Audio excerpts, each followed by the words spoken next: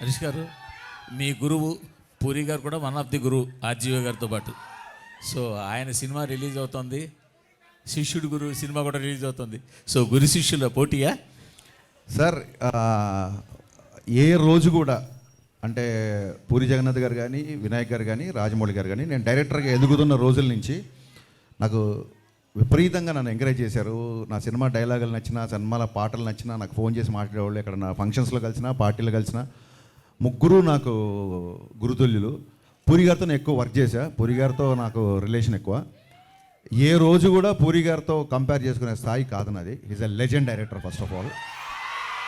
And మాకున్న కొన్ని financial concerns అవ్వచ్చు, లేకపోతే ఓటీటీ యొక్క ఇష్యూస్ని అడ్రస్ చేయడాలు అవ్వచ్చు. సో అనుకోకుండా ఈ డేట్ క్లాష్ అవుతుంది. నో డౌట్ డబుల్ ఇస్మార్టే ఫస్ట్ అనౌన్స్ చేశారు డేట్. మాకు అసలు వచ్చే ఉద్దేశమే లేదు. మమ్మల్ని ఫస్ట్ నుంచి చెవిలో జోరీగలాగా ఆగస్టు 15th రండి రండి రండి అని చెప్పింది మైత్రి డిస్ట్రిబ్యూటర్స్ అధినేత శశి. ఈ విషయం ప్రెస్కి తెలియాలి. అది చాలా మంచి డేటు, అప్పుడు వస్తే బాగుంటుంది, మీరు రండి రండి అన్నారు. మాకు నిజంగా వీఆర్ నాట్ ప్రిపేర్డ్ యాక్చువల్లీ. మేము కొంచెం రిలాక్స్గానే వద్దాం అనుకున్నాము. కానీ పుష్ప పోస్ట్పోన్ అవ్వచ్చు, మిగతా కండిషన్స్ ఇండస్ట్రీలో అందరికీ తెలుసు.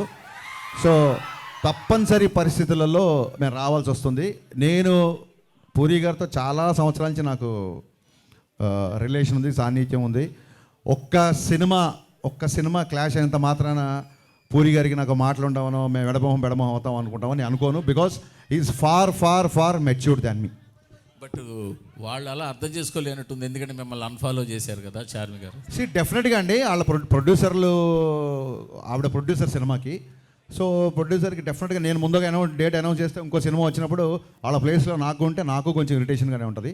సో నేను చార్మి గారిని తప్పు పట్టను. అండ్ సోషల్ మీడియా అనేది ఎవరి ఇష్టం, వాళ్ళు ఎవరు కావాలంటే వాళ్ళు ఫాలో అవ్వచ్చు, ఎవరికంటే అన్ఫాలో అవ్వచ్చు. అండ్ అన్ఫాలో అయినట్టు కూడా నేను కన్ఫర్మ్ చూసుకోలేదు, ఎందుకంటే నాకు ఎవరో మీమ్ పంపించారు. చాలా మీమ్స్ వస్తుంటాయి. ఐ డోంట్ టేక్ ఇట్ అంత సీరియస్గా తీసుకోను. అండ్ మీ అందరికీ అంటే ఇంకో ముఖ్యమైన విషయం చెప్పాల్సింది ఏంటంటే, రామ్తో నేను సినిమా చేయబోతున్నా. జవాన్ అండ్ కృష్ణమ్మ ప్రొడ్యూసర్, కొమ్మలపాటి కృష్ణ ప్రొడ్యూసర్గా రామ్ గారితో నా సినిమా ఉంది. సో నేను సినిమా చేసే హీరోతో కావాలని చెప్పి ఏం క్లాష్ కానీ వెళ్ళట్లేదు. ఇదేంటంటే అన్అవాయిడబుల్ సిచ్యువేషన్స్. సో మాకు తప్పట్లేదు. దీన్ని మనస్ఫూర్తిగా అందరూ అర్థం చేసుకుంటారు అనుకుంటున్నాను. At the same time double smart, mister Bachchan రెండు బ్లాక్ బాస్టర్ అవ్వాలని మనస్ఫూర్తిగా కోరుకుంటున్నాను. పూరి గారు కనుక ఒకసారి మీకు కాల్ చేసి సినిమా పోస్ట్ పోన్ చేసుకోండి అంటే మీరు చేసుకుంటారా? ఏమండి? పూరి గారు కనుక ఒక 2 days అంటే ఒక 2 days 3 days కొద్దిగా పోస్ట్ పోన్ చేసుకోండి సినిమాని అంటే మీరు చేసుకుంటారా? పూరి గారితో మీకున్న రిలేషన్ కంటే నాకున్న రిలేషన్ ఎక్కువ అండి. సో ఆయన కనుక ఒక విషయాన్ని కాల్ చేసి చెప్తున్నాడంటే అది పర్సనల్గా మా ఇద్దరి మధ్య అవుతుంది. ఆ కాల్ వచ్చింది 90% నాకు తెలిసిన ఆయన అలాంటి కాల్స్ చేయడు ఫస్ట్ ఆఫ్ ఆల్. సో మీరు చాలా బాగా ట్రై చేశారు. నేనేమనుకున్నా అంటే దీన్ని 2 రౌండ్లు పెడదాం అనుకున్నా. ఒకటేమో క్యాజువల్ రౌండ్, ఇంకోటేమో కాంట్రవర్సీ రౌండ్. సో కాంట్రవర్సీ రౌండ్లోకి వెళ్ళినప్పుడు మనం ఈ క్వశ్చన్కి ఆన్సర్ చేస్తాం. అంతే అంటారా?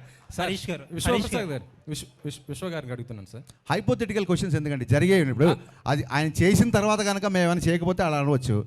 ఆయన్ని కాల్ చేస్తాడా అని, అంత పెద్ద డైరెక్టర్ని మీరు పోస్ట్పోన్ చేసుకుని ఆయన అడుగుతాడా? మీరు ఆయన అవమానించినట్టు కదా ఇలా క్వశ్చన్ వేస్తారు. నేను ఆయన అవమానించలేదు సార్. అంటే ఇంటర్నల్గా జరుగుతుంటాయి కదా సార్ మన సినిమాల గురించి. అడగొద్దండి, తప్పు. నన్ను అడగండి. మీరు కనుక పూరి గారిని రిక్వెస్ట్ చేస్తారా నన్ను అడగండి. ఆయన కంటే నాకు చాలా చిన్నోని కాబట్టి నన్ను అడగండి. మీరు ఆయన అడగొద్దండి ప్లీజ్. హరీష్ గారు